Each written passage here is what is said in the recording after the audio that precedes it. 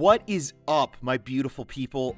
Hope you all had a great weekend and are having a marvelous day. Exile 451 here with you again for another daily dose of Reddit Happy, and I have to say I am very happy right now. We hit and surpassed 500 subs on Friday. You're all amazing, and I'm so grateful for each and every one of you. I've got a special treat for you guys today that I've been holding on to for a little bit since it's taken me some time to put together. That having been said though, I invite you to sit back, relax, and enjoy the video. A few weeks ago, during the course of my normal show prep, I came across the post on your screen and wanted to use it in a future video. Initially, I was kind of thinking of doing the same thing that I did with the meth addict. However, the more I discussed with that Redditor, the more I realized that this was a story that I couldn't do justice to if I just narrated their answers. This was one that I needed to do a one-on-one interview to really get their side. So, at her suggestion, we arranged to get together on Skype and talk about her time as an escort, escaping that life, and what she's doing now to help others get out as well. It was a fascinating interview that I've been super excited to share with all of you. However, please remember that while I've done what I can to clean the audio up some, this is still a Skype interview and there's only so much I can do. So I'd ask that you please be understanding if it's not quite up to par with the usual audio quality. Is there anything you want to say about yourself at the beginning and anything that you kind of want to preface this with? Yes. So before we even start, I just want to clarify that I don't speak for all of the escorts and all of the sex workers because everybody has a different experience. Mine just so happens to be just a really bad one. My bad outweighed my good. So that being said, that I don't speak for everybody in this industry. I just speak about my experience, and I don't only help people who have had bad experience in this industry, but I also help people who may not necessarily have had bad experience, but they just want that help to quit. I just want to clarify that I'm not a savior or a healer or anything. I just help people who need it. So I just want to clarify that. So what was your early life like? So I grew up in a single parent home, and my dad walked out on me and my mom when I was a really young child. And I didn't have any traumatic experiences when I was a child. I grew up in a pretty safe environment. Both of my grandparents raised me. So my mom she could barely afford for our living expenses. So it was really hard for me to go to school and get that education. So I didn't have any traumatic experiences. My grandparents basically raised me because my mom and my dad had me at such a young age, and my dad was never there. So I was in a safe environment, but my family overall grew up poor, and we were all just in financial debt, and we didn't have much money. Everybody would work a 9 to 5. Maybe this is because I grew up sheltered or because I'm like a male or some other reason, but I've never heard of any sort of ads for escort recruitment occurring in any type of media. Obviously, in your case, it did. Is that still a thing? And if so, is it a problem still, and how widespread is it? That definitely is still a thing. So whenever I ran across the ad, how I got started, it was a late night TV commercial for a sugar dating website. And I decided to sign up for that. But the most occurring advertisements and commercials are mostly through websites and on in-app phones, like millionaire dating apps. So that occurs more often than TV commercials. And other than that, it's just really common. It's safer than what we call in this industry the night walkers, because you get to have that background check on the men who are wanting to hire an escort or a sex worker. It's not really a problem because sex work will always be there. But having that said, that I think that they should start enforcing safety laws or Like if they make it legal, then it'd make it a lot safer industry for those participating in it. But other than that, there will always be advertisements that kind of sugarcoat the industry. Like for instance, sugar dating, aka which is sex worker escorting. They just want to not have it presented that way because it's still illegal. Did you know what would actually be expected of you from the ad, or was it kind of a bit of a surprise once you found out? At first, I was shocked, but in the back of my head, I always knew that that question, that big sex question, was going to pop up in the back of my mind. And I was pretty much prepared for that. I wasn't prepared for how much money that would make a difference. And that's when I just started because the money, a platonic arrangement versus a non platonic arrangement, is such a big difference in money. So that's when I just all got started. What was your rationale behind entering the industry? Like, was there a specific reason you wanted to do this? So when I first started out, it was initially because I wanted to pay for my college tuition. But after about a year of going through with it, it was for me, for my experience, it was kind of like an addiction. So I say this within reason because my whole world was dedicated to escorting. I would wake up, get ready, just in case I would see a client later on in the day, and I would constantly check my profile. So it started becoming an addiction for me, and I started to get addicted to opioids, and I would just become dependent on this because I would pay for materialistic things and go on luxurious trips and whatever, just pointless stuff.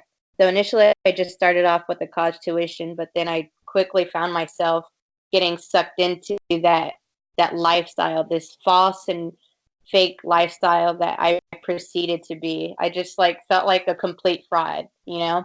Is that common for a lot of people in the industry? Like they come in and they have the best intentions for what they're going to do with this and then just kind of fall into that same trap? The people that I've helped so far, yes, everybody's experience is different. Some people go through with it with the intention of paying a college tuition or some kind of debt, and then they follow through with it, and then they just don't go back. However, most cases, the sex workers and escorts who do go through with it, well, I usually end up paying their degree or whatever, but then they always find themselves going back to that industry because the money is so easy and it's a lot of money, and they just use a basic excuse like, oh, this is just a side thing, which I believe it is a side thing, but they always find themselves going back to it eventually. So it's just like a really vicious cycle. That's how addiction is described by a lot of people. It's just one thing compounds on another and it just is an endless loop. Exactly. Um, so it sounds like this was a very painful time for you emotionally. If it hurts so much, why did you keep going back to it? It was mainly because of the money.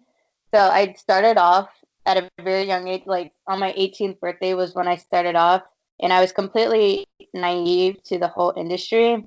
And like I said before, initially I just wanted to pay for college, but I got sucked back into it. And it was just my world. This is all I knew. And I would pay for things that before I could normally pay for it. And as an escort, when I used to do it, that was a lot of money compared to other people my age or even a few years older than me would make.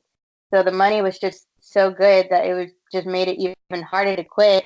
And what made it even more harder was because I started to take um, opioid pills like triamidol, and I just liked that feeling. All of it was just a downward spiral. My mental state wasn't there, but I would just ignore it and numb myself just to go through it and see the clients. I was basically just like a walking zombie. Like my soul left my body, but I was just walking there and forcing myself to wake up every day just to get that high and the money.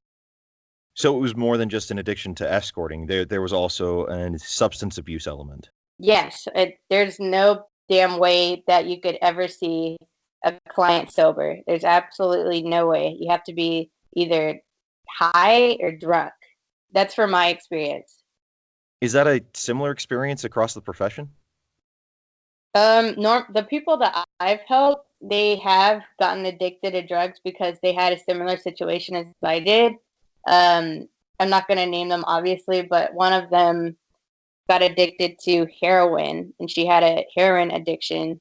This was her journey throughout sex work. So that was to pay for her heroin addiction, and as well as a few other things. But normally, it's just really hard to see clients sober. It's just better off if you numb yourself through that.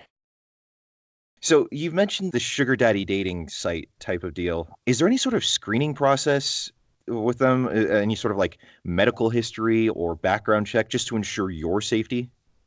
Yes. So the website that I use, they're for men specifically, they required background checks. For women, it was offered, but it wasn't mandatory for women. So for the men, they absolutely had to have a background check before seeing any sugar baby profiles. So that was really helpful. And then when I was escorting the men that would message me, I would request a photo ID and a recent STD check, a medical history. We would use protection, whatever, but just to be safe and clear and screen, safety comes before money. So I just did everything in my power to get that. If they weren't able to provide me with that information, then I would never meet them. So statistically, sex workers face incredibly high levels of violence in their line of work. One of the studies I looked at kind of preparing for this said that they estimate on the conservative side about 45% of them experience some sort of violence. And it goes on to say it could be as high as possibly 75%. Was that something you knew going into this? I definitely knew that there was violence in the industry, but I was pretty much prepared for anything that would come at me. And especially going through the industry, I still knew that there were always going to be violence, but I just played my cards right. And you have to. It's all about common sense, really, and all about screening the client. If you're messaging a client and you just feel that they have bad intentions, then it's best to just not go forth with it. It's just not worth it. I didn't know about the percentage, but I was always aware of the violence that was at stake. Were you ever on the receiving end of it? I was at one point, which was kind of a slap to the face for me.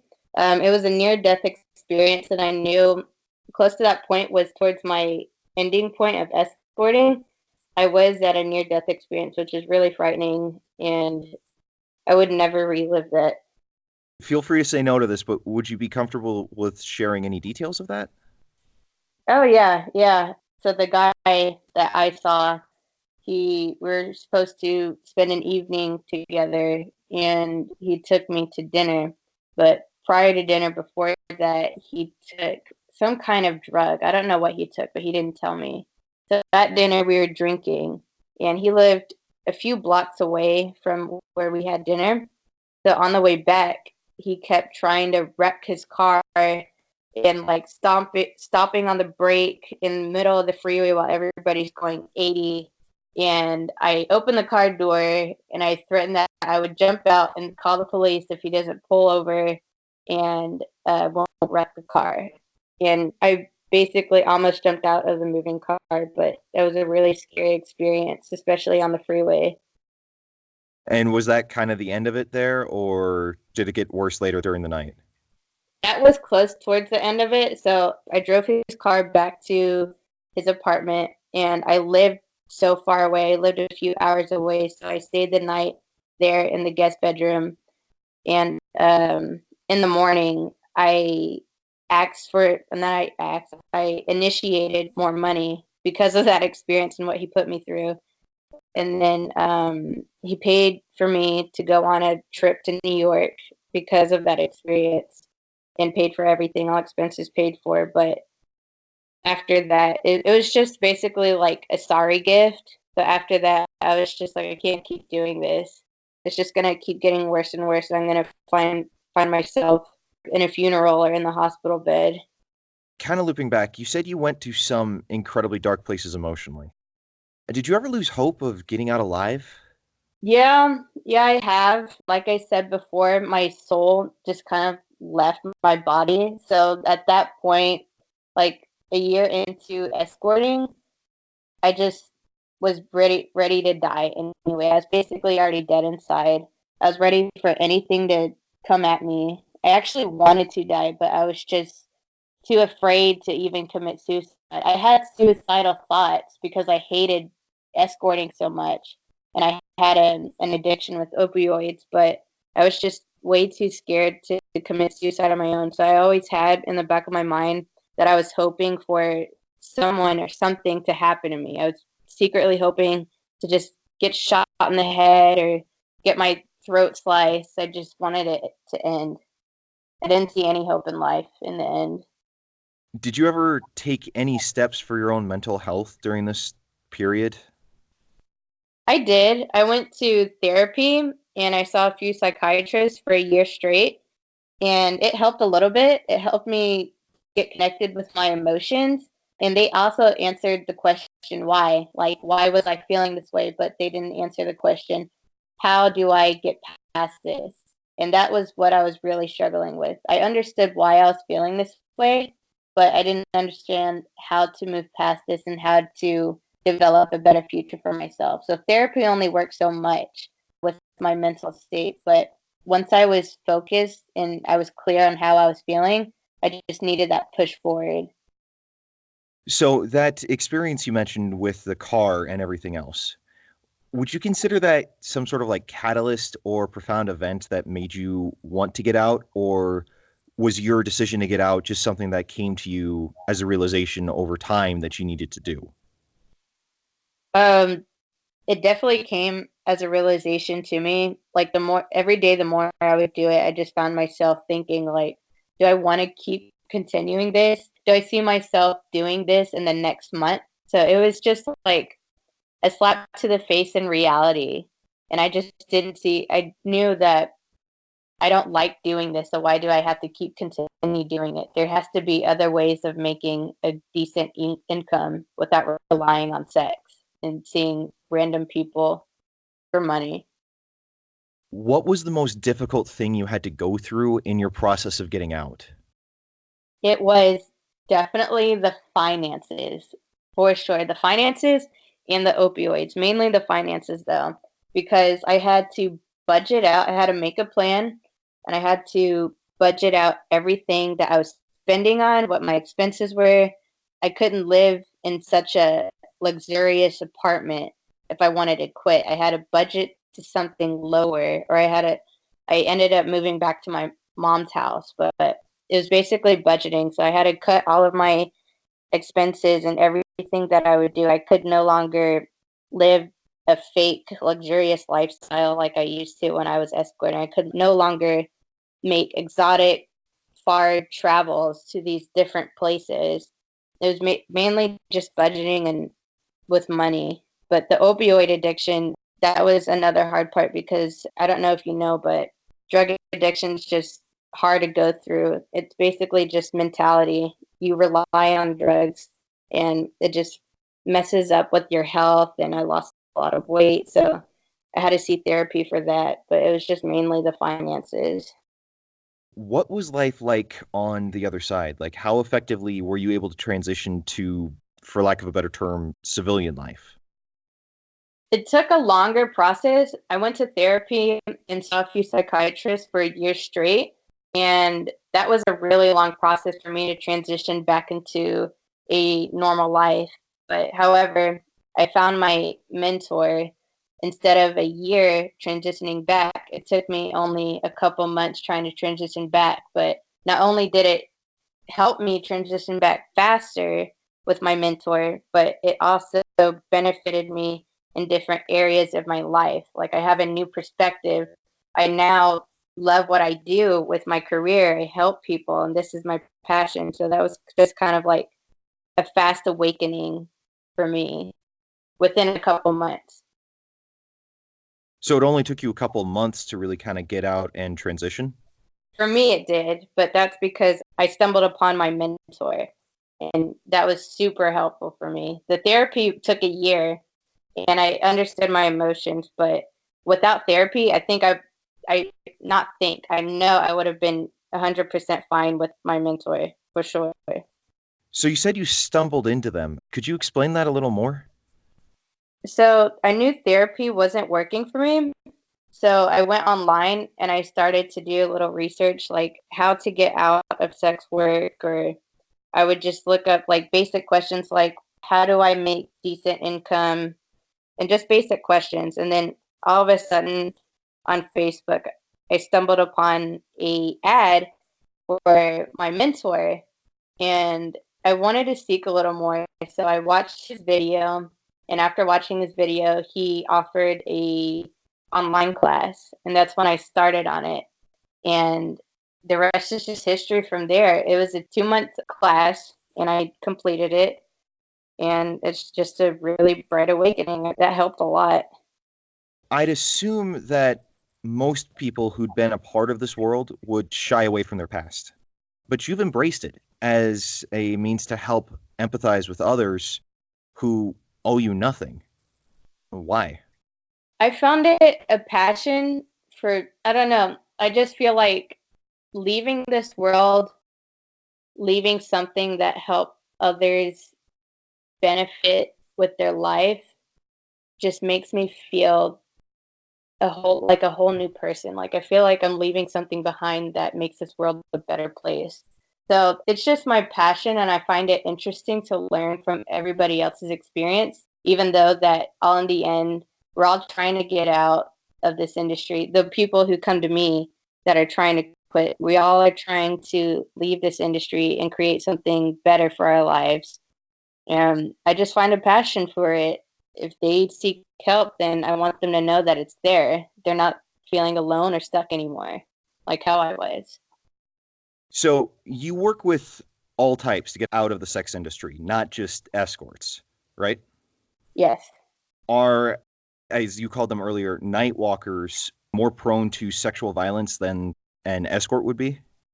absolutely. So I haven't came across any night walkers yet, but they are absolutely more prone to it because the men that hired the night walkers, they don't go through screening, they don't have any medical history, they just pull up and ask for a session and then drop them off. So anything can happen. You don't know these men, you don't know the screening, you don't know the background check. They could just show up and appear. They can even kidnap you. And not only that, it can also be a police sting. It could be a hidden cop. So that would just make it even harder for the night walkers to potentially do something different with their lives in the end. It's just all more dangerous. At least for escorting, you do it online and they require background checks and screening before meeting the client. Night walkers is definitely way more dangerous than escorting. The escort industry in and of itself, I'd imagine it's bound and governed by age of consent laws in regards to the age of the people that can take part of it. But apart from that, I can't find any sort of regulations or oversight on the industry. Does any exist, or is it just very much just do what you want? So in the States, it's still illegal for sex work, but it's always under the table. So obviously, it is age of consent and do whatever you want.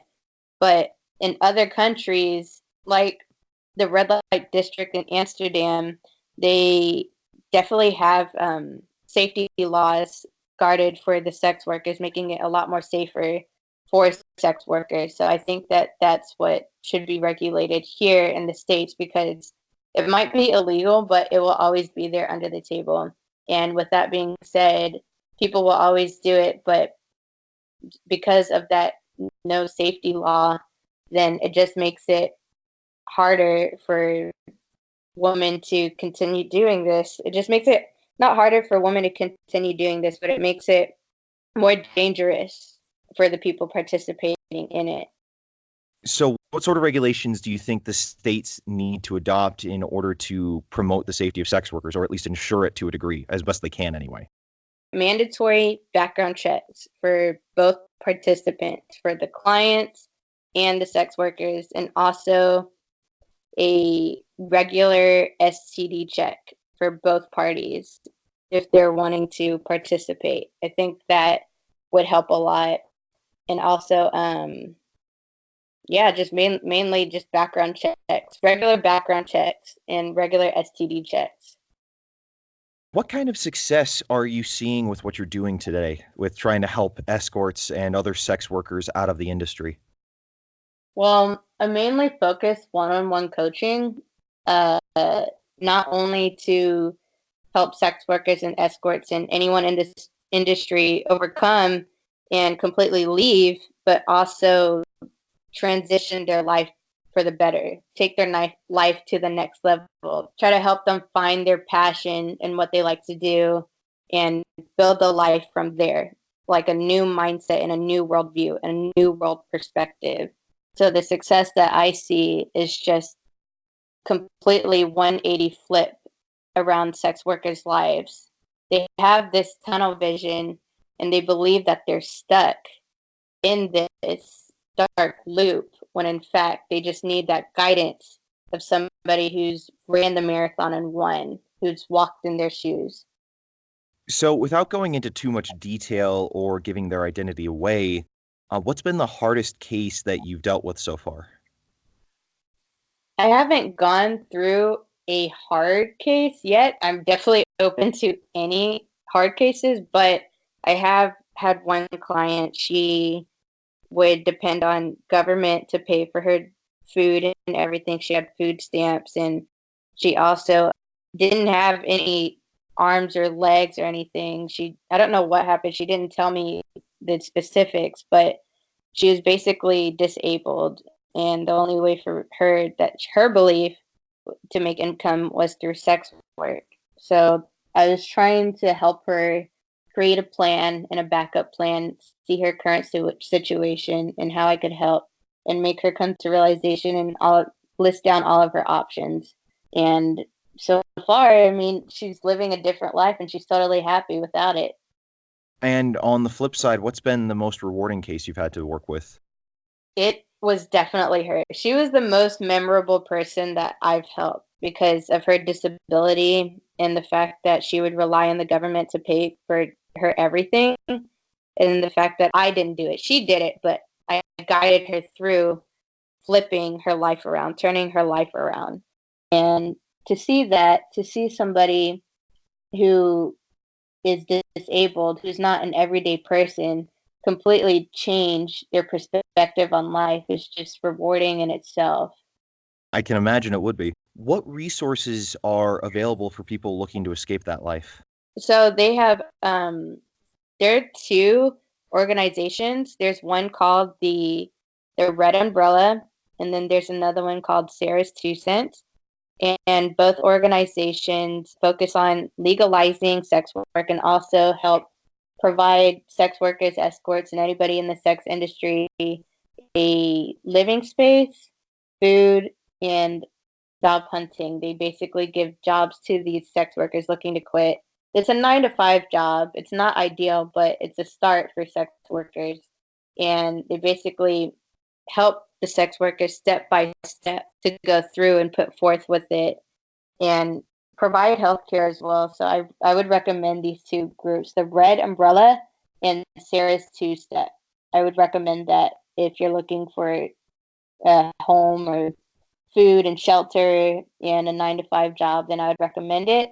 But I also provide one-on-one coaching for those in this industry looking to leave, but not necessarily working a 9 to 5 job, but like I said before, to take their life to the next level, to find the true passion and the true meaning and just build their life from there, doing something that they love, that not only will they earn the amount they would as a sex worker without actually doing the sex, but also potentially earning more in the future. Do you have any advice for people trying to get out of the industry right now? Yes, I recommend asking yourself, are you able to commit to quitting? Because that is the first step. You have to come into realization if you want to quit.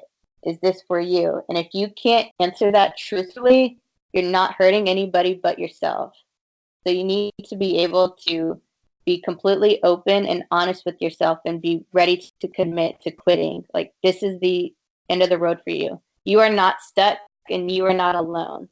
You just need that guidance to help you get unstuck and see that, get out of the darkness and into the light, bring everything into the light. So you need to ask yourself if you are ready to commit to doing this, if you're ready to commit to move your life past this, to push on to the next chapter. Do you have any advice for others like you who are trying to help get these people out? I recommend to spread the word out as much as you can and just let sex workers, if they're not ready to quit or if they are, just let them know that you're offering help and that help is there. Try to be as open as you can, detail what you do and what exactly, who you're looking for, who your niche is, and how you can help and what you do, and let everybody know that they're not alone. Spread the word out and offer a helping hand. Finally, anything you feel like adding? Like I said before, this is initially, I'm not a savior and I'm not a healer, and I only guide people and I help them. I'm not any kind of savior. I strictly speak about this from my experience. And on the end, it really comes down to the person if they're wanting to quit. They just need that guidance. So I don't force them to quit. It's initially their action to do so or not. I often get a common mistake of being called a savior or a healer, and I'm not. I'm just here having alternative help.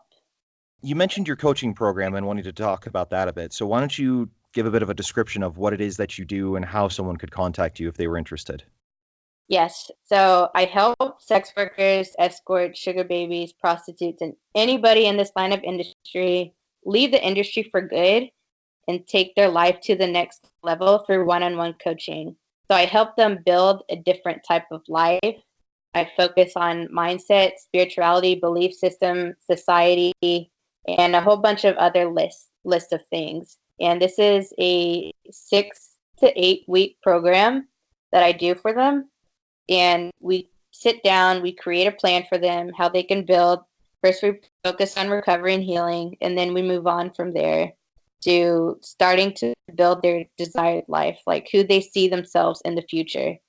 And I accept anybody who's in the sex industry looking for help, I also accept anybody who not only in the sex industry, that's what I focus on, but I also accept people who feel stuck in their life and need that guidance to push forward, need that motivation to build a better life, who don't want to work a 9-to-5 job, who sees themselves doing something else, but they can't quite come to grasp of it.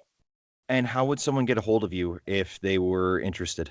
Through my email. So my email is quitescorting@gmail.com. So quitescorting@gmail.com? Yes. All right, awesome. Well, thank you so much for your time, for coming on to Skype for this interview, and I'm really looking forward to putting it up on YouTube. Thank you so much for having me. I'm ecstatic to be talking to you. I know that was long, so I'll once again keep my remarks brief. I'm not here to advocate one way or another on the issue of legalizing sex work. Politics isn't the point of this channel, in fact, quite the opposite. However, I found the interview fascinating, and it really opened my eyes as to what that world is actually like, and what it's like to be on the other side helping people get out. Even on the luxury side of the industry, it doesn't sound like all that pleasant of an experience. Far from what the media kind of portrays it as. My perception of what takes place there is much different than what I thought it was when I initially set this interview up. And I hope for each of you that have stuck through to the end that this has opened up a new understanding of that world for you as well. Thank you all so much for tuning in today and for getting us over that 500 sub threshold. I really appreciate the support you've all given the channel. I enjoyed doing this video and I'd love to do it again in the future, but let me know what you think in the comments. If you didn't like it and want me to stick with the stories, I'd understand. If you did enjoy the video though, please be sure to hit that like button and subscribe. And be sure to share it on social media. Also, speaking of social media, you can follow me on Twitter at the link in the description. Thank you all so much for watching. Now go have an awesome day. I will see you all tomorrow. Until then, I'm Exile451. Stay beautiful, people.